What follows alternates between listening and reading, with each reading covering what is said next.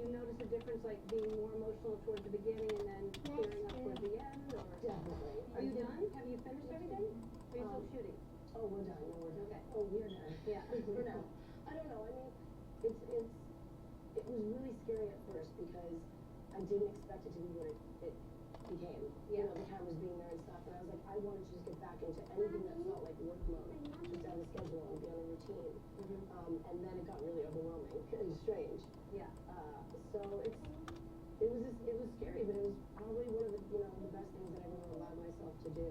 This is the first time that I've actually seen the experiences that I had, and they're just right in front of me. Right.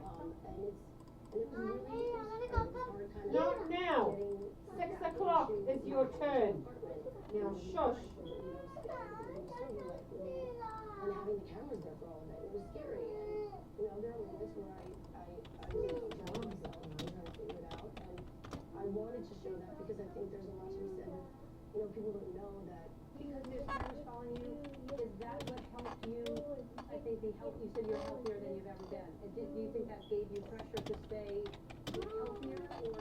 No, I think that this was the first time that I was able to, you know, when I went to treatment this time and I went to first side, I really just wanted a moment for myself. And I learned a lot of different tools and things that I didn't in the past. In the past, a lot of it people don't notice, but I was sent to rehab to avoid, you know, them trying to put me in jail. So it wasn't something that I necessarily wanted or was ready for. It was something that it was kind of just going with the motions. And this was the first time where I went to Sean, my lawyer, and said, look, I need some time. I need to figure something out. And it was through kind of, you know, meditation and learning different things that, and just growing up.